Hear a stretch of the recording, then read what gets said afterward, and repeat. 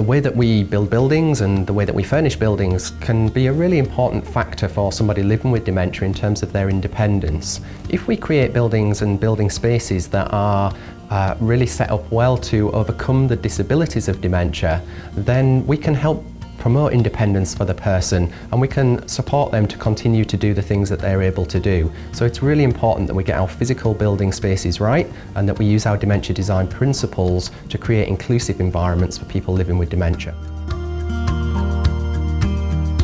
One of the things I find is steps. I can find the steps are right, I'll trip over them.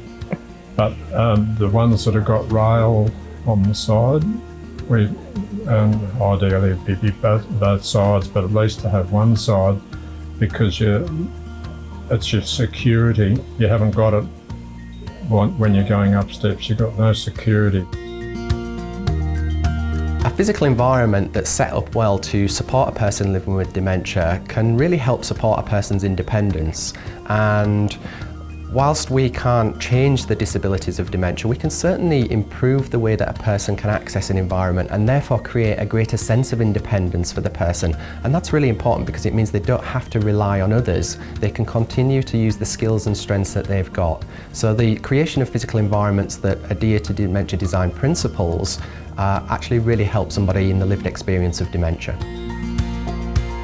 This training has really opened staff's eyes about how easy it is to design and build for people with dementia. It's just a whole different way of looking at access and inclusion.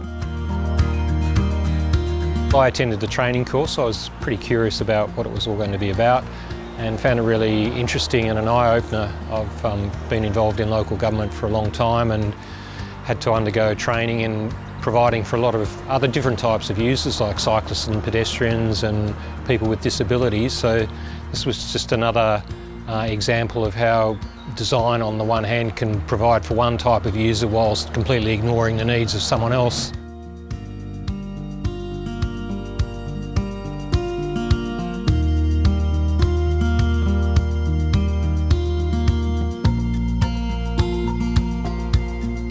We're currently going through a process of upgrading a lot of really old community buildings, and we've been pretty good at providing disability access ramps and wider doorways for people in wheelchairs, but we now need to add to our checklist the dementia friendly principles as well. We've got an ageing community, so we're probably going to have a lot more people with dementia and Alzheimer's in the future, so we really need to incorporate that into our work. The difficulties many people living with dementia have is actually finding their way to the places that they want to be.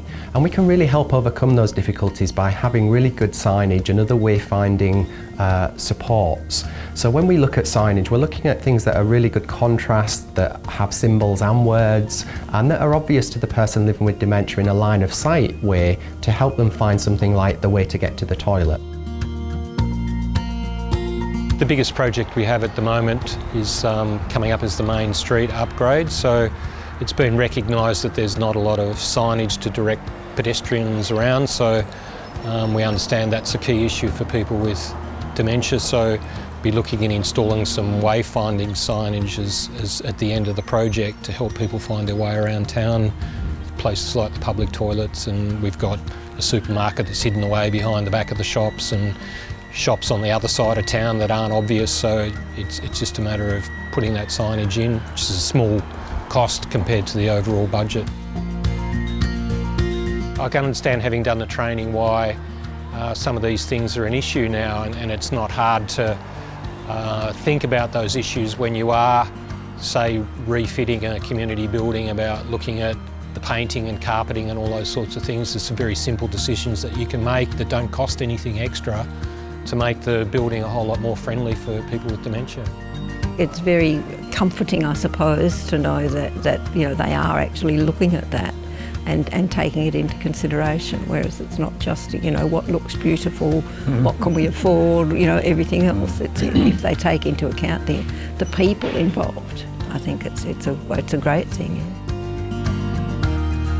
Designing and building for people with dementia, it really is universal design for everyone, and within that you're creating a welcoming, inclusive and accessible community for everybody.